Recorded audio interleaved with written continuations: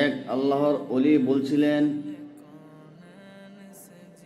দুনিয়ার যন্ত্রণা আর পেরেশানির কারণে যদি মানুষ বলে যে হাই যদি মরে যাইতাম তাহলে ভালো ছিল, এগুলো মহিলারা বেশি বলে।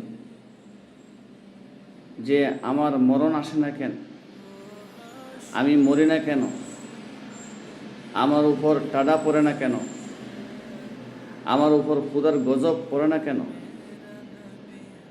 বেটির গজব নিজের উপর নিজে নিয়ে আসছে।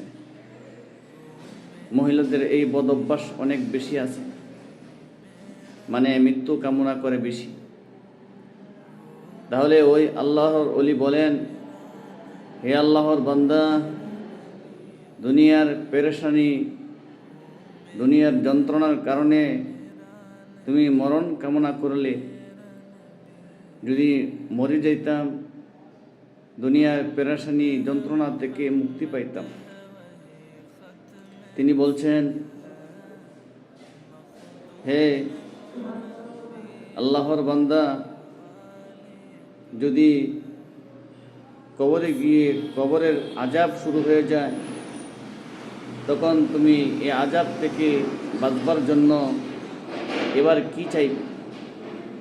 দুনিয়ার পেরেশানির কারণে তো মৃত্যু চাইলেন, আচ্ছা তো মরণ হইল, তো এখন কবরে গিয়ে যখন আল্লাহর নাফরমানি করার কারণে আযাব শুরু হবে, এখন কি কবরে মরণ চাইবেন? কি চাইবেন? দুনিয়ায় আসতে চাইবেন? তখন কি আপনি দুনিয়া আসতে পারবেন? আল্লাহ তাআলা কি আপনাকে দুনিয়াতে পাঠাইবেন, ফেরত দিবেন নাকি? এই জন্য মনে রাখবেন, নামাজ রোজা ইবাদত বন্দেগী করেন, বন্ধ রাখবেন সেই দিন যেদিন মরণ হবে।